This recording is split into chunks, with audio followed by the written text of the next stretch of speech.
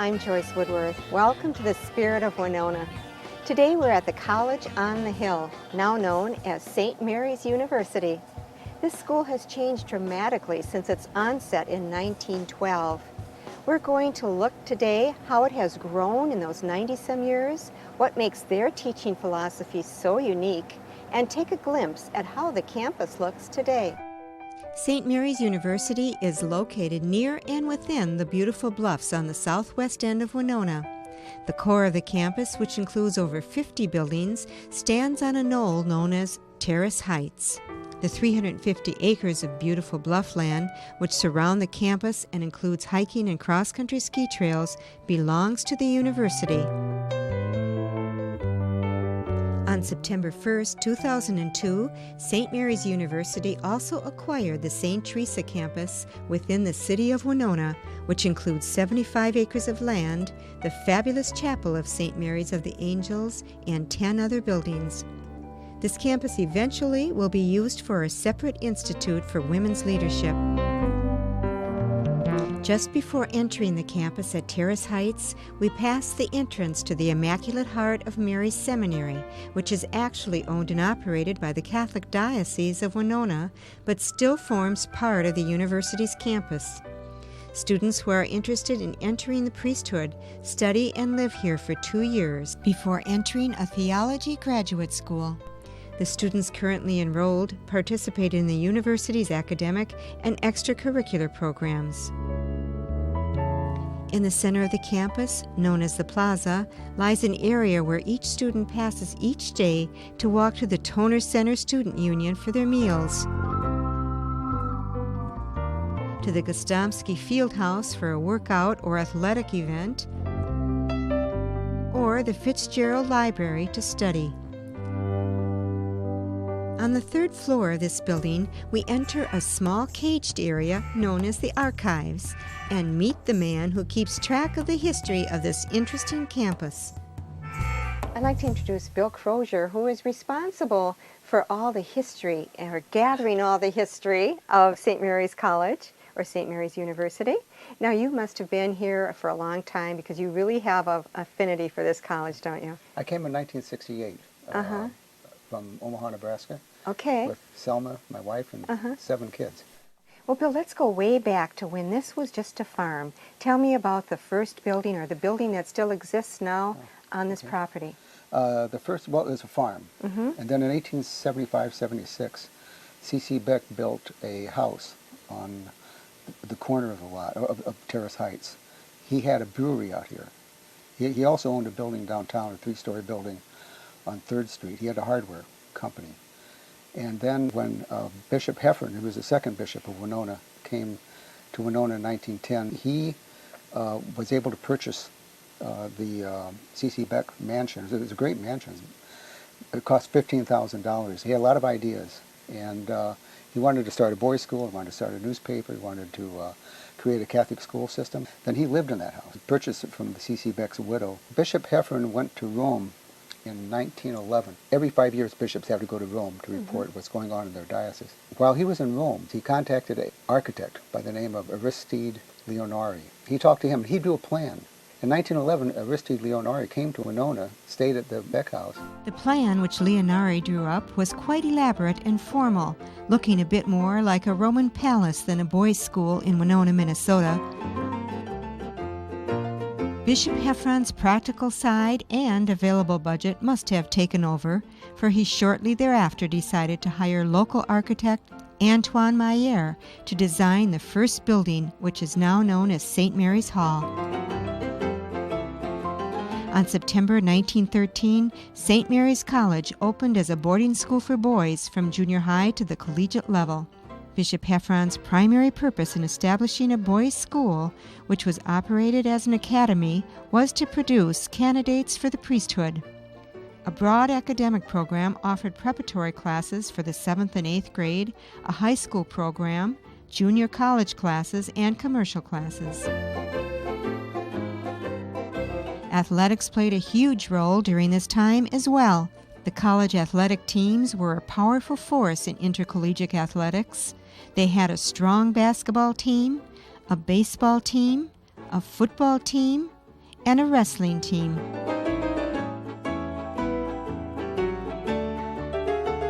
During the World War I era, the college was transformed into a military institution with its own corps of cadets. In 1919, Bishop Heffron began a campaign to turn the two-year junior college and boys' academy into a four-year accredited institution. And in 1922, a new residential hall was built to accommodate the four-year students. This building, known as Heffron Hall, is attached to St. Mary's Hall. The first floor contains the president's and various administration offices, and the top three floors remain residential. A gymnasium was also built at the back of the building, which today houses a woman's dormitory. In 1928, the University of Minnesota granted St. Mary's College accreditation as a four-year institution. Bishop Heffron's most significant achievement came shortly after his death in November of 1927. Then we acquired the poorhouse from the county. Winona County. Tell me exactly what the poor farm was. Well, back in the 19th century, each county had to have a farm for folks that were very poor, couldn't take care of themselves, homeless in a sense. And Winona County had one out here. They phased it out. It was in the 1930s they phased it out, and they sold it to us. We built on that building, which is now St. Joseph's Hall. Today, St. Joseph's Hall is the home of the Art and Design Department, as well as a residence hall. Upon acquiring the land from the poor farm of Winona County in the 1930s, St. Mary's College made a pivotal step in its development by selling the campus to the De La Sallian Catholic Order of Brothers. 300 years ago in France, John Baptist de La Salle, patron saint of teachers, began an order of brothers whose focus was education. He started the classroom method of teaching as opposed to tutorial so that poor students could receive an education as well. He also began teaching in the vernacular rather than the classical languages so that everyone could learn. Brother Louis de Thomasis, the current Lasallian president of St. Mary's University, tells us how the philosophy of the Lasallian Brotherhood makes the education received here unique. Tell me about your De La Sallian concepts. Is that something that's still a very important part of your teaching here? Yes, the charism, if you will, of our founder, St. John Baptist de La Salle, for what he had in mind for education in his time, though we do things hopefully a lot differently than he had done, what we are still doing are the basic values and dynamics that he thought were important, we think are important. At the heart of it is that we believe that in education, every individual student, and these are using our founder's words, saying if you're dealing with students, you have to understand that they are entrusted to your care by their parents. So as a result, a basic value that not only the brothers, but all of our lay people who work here share in, is that every individual student is entrusted to our care, which puts an obligation on us that goes far beyond just giving them a good academic education. Because what St. La Salle imbued in his philosophy was that don't be in business of education. We shouldn't be in business of education if all we are concerned about is just excellence in academic preparation. We've got to go beyond that. And we have to think about the entire person. In modern days, we would say it's the holistic concept of education. Our value that we have taken from him is that there is a spiritual dimension within every young person. There is a spiritual dimension in everybody. We're not talking in terms of just sectarian beliefs. We have many non-Catholics here. We have many non-Catholics who are not just only students, but people who are not Catholic and our faculty members. And what we buy into, or anyone who is here buys into, is that it's not that important what your specific profession or sect of faith is, but that we respect and understand that faith and the spirituality of an individual is incredibly important in the education of the individual. Given all of this, that you have the faith dimension, the academic dimension, and then he says, you've got to have zeal. And that's his word. You have to have zeal. That we have to imbue in the education that we provide to those people entrusted to our care a zeal. That is, you're getting this education, we're attentive to your spiritual dimension, your faith dimension. Now, what are you going to do about it? You know, you just don't sit back and say, oh, I got a great education. No, what are you going to do about it? And we have to understand that we sensitize our students within the education to the needs of others, that the poor in the world, the less fortunate in the world, are a concern for us who are blessed perhaps with a lot more. Does the university teach you anything beyond that as far as treating other people socially? Yeah, we have a lot of ethics classes. I'm taking a business ethics class right now, and yeah, you learn a lot. You learn a lot of ethics. Some of the best classes I've taken have been my ethics classes. We're taught by brothers and fathers, and the input they put in is really interesting. It makes you think twice about things. Good. Mm-hmm. Give me an example of some of that input. Last year I had Brother Nicoletti as my teacher, and basically he tells you, the whole class, it's called God and the Human Condition, and it's about you know, how you treat people, you know, on a regular day basis, not to blow people off, and people aren't, you know, people take things for granted, and what we have is, you know, something that's nice. What have they taught you about treating other people? Just basically that you should treat people the way that you want to be treated, and that just like do what you think is the best and not like just go with the flow. There's no one course that can teach that. We're a very real place that has to be able to approach our shortcomings when we make mistakes. But the important thing in a LaSallian education is you do that with kindness. You do that with love. You do that with caring about those people, and I get back to it, entrusted to our care. And it's not something that's a sentimentality.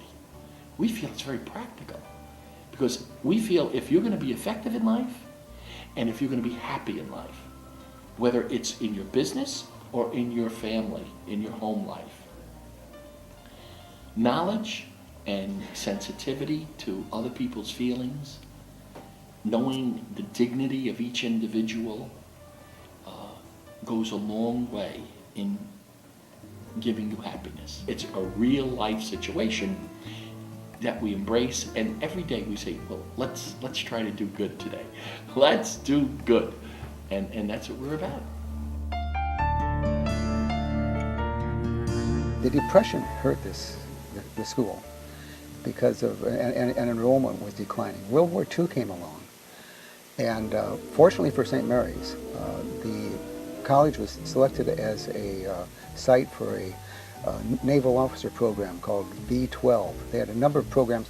Some of these started before the war started. And in fact, here we had a civilian flight training program where Max Conrad taught students how to fly. One of the most famous ones, at least for Winonans, was John Nett, who flew B-24s in World War II. In 1942, the United States government decided that they needed more naval officers, that they figured the war might last 10 years. So they contracted with 131 colleges in the United States, 4 in Minnesota, and we were one of them. And we had approximately 285 students on campus at all times from the Navy. The advantage for us was we were a boys' school, and at that point, World War II, we were down to about 40 students. And whether we would have survived the war is questionable. So the war really helped us, and so we had a training program for all during the war from 1942 to 1945. After World War II, the GI Bill was passed, and so all of a sudden they were afraid we were going to lose students. We actually gained students, and we also gained a number of buildings. We got 2 barracks that were put on the campus for housing. They were called Ditter and Rooney, named after 2 of our students who had died in the war. We had a college center that was a former officers club placed here.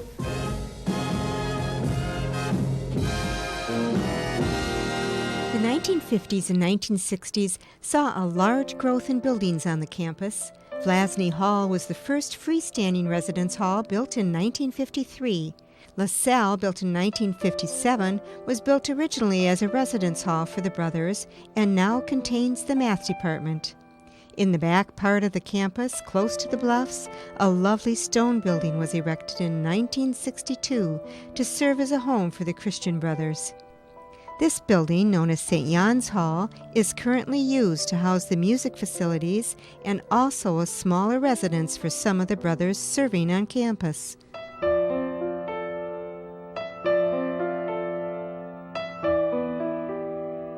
College started getting going at that point. 63, they built the library, Fitzgerald Library, and I think around 70 they built the college center, and they tore down that old officers club and turned it into a parking lot.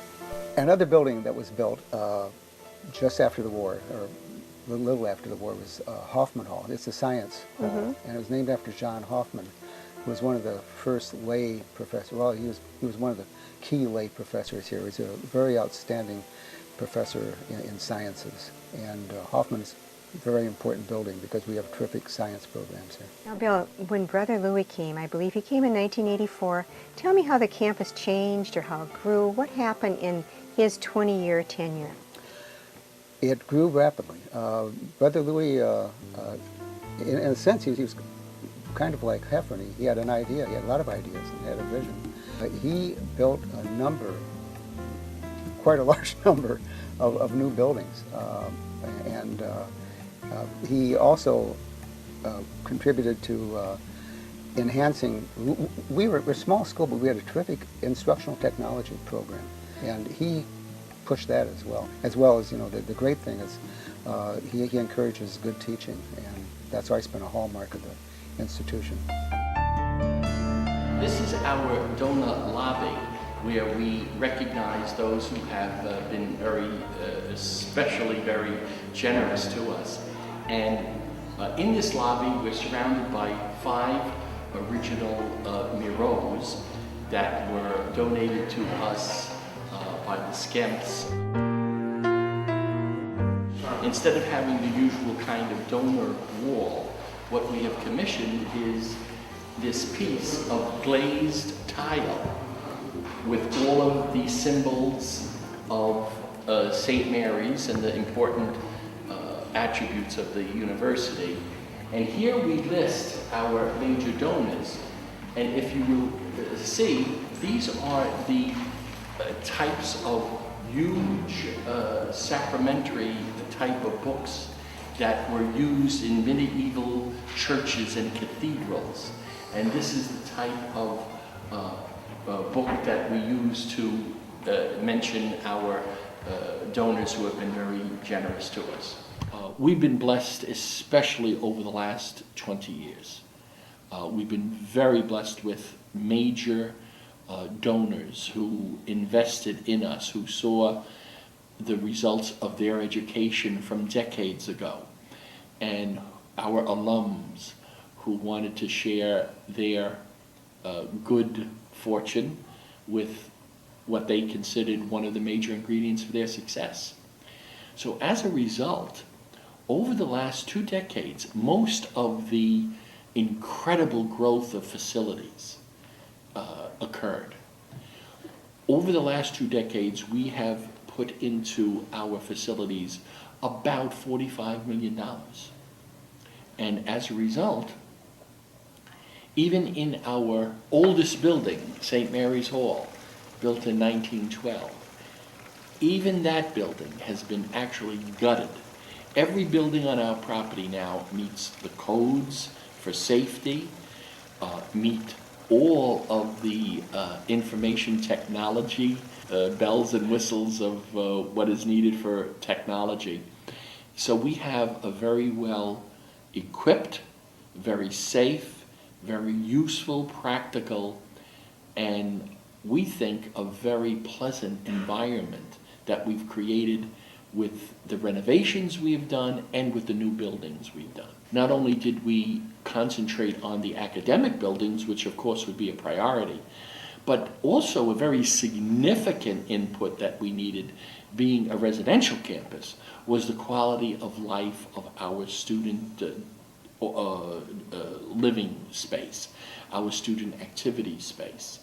And if you take a look at some of our most modern type of resident life facilities, they are just magnificent. The students do like them.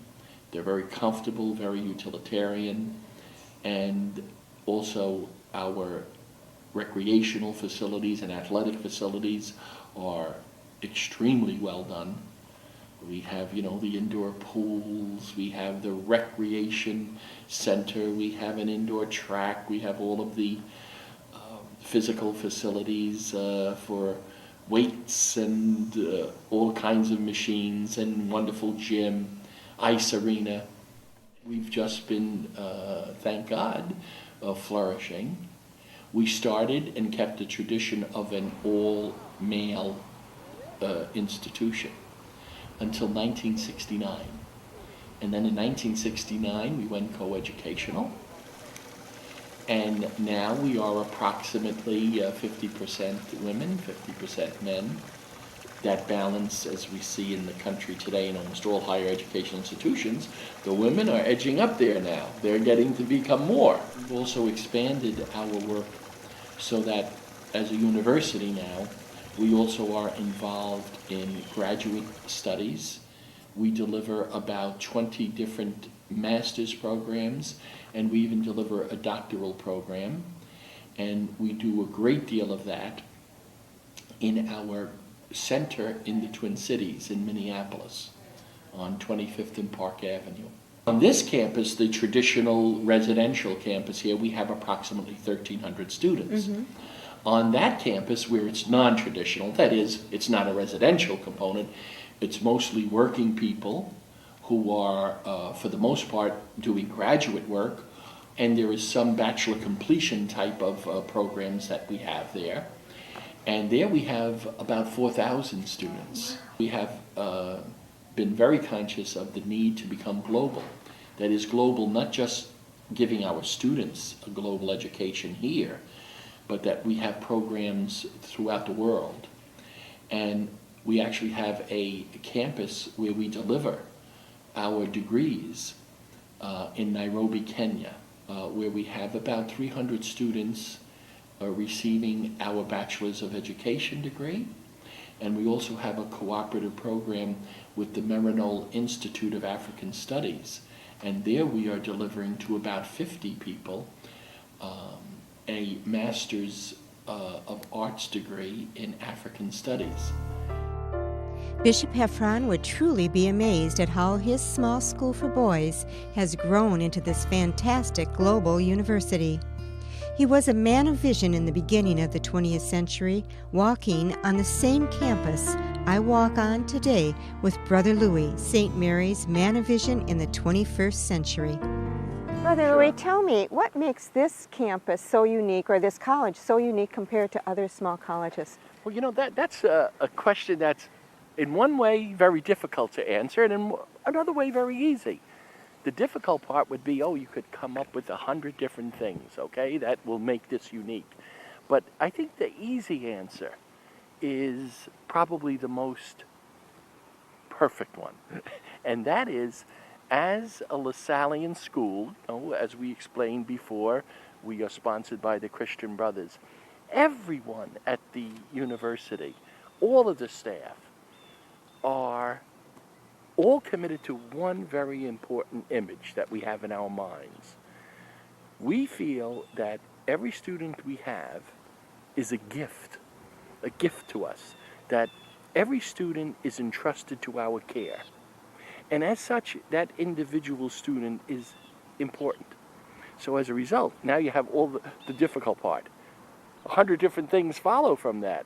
That is just a wonderful sense of rapport between students and faculty and staff. There's a care. There's a concern. We don't look the other way because it's easier sometimes. You know, we have over 1,000 young men and women here. They don't do everything right all the time. And it isn't enough, just like a very good parent. Their children are gifts to the parents. They're gifts to us. So therefore, you don't look the other way. But you try to correct, you try to support, you try to be there for them. And then you have to trust a lot in God's providence. These young people, if they see us, the teachers, the staff, the faculty model what a good Christian person is, that's where they're going to learn a lot, even more than in the classroom. Great, that's beautiful. Thank you so much, Brother Louis, for sharing your wonderful you're very philosophies welcome. with us. Thank you. This was fun. Good. And thank you for joining us today here at St. Mary's University. Please join me again next week. Till then, enjoy the Spirit of Winona.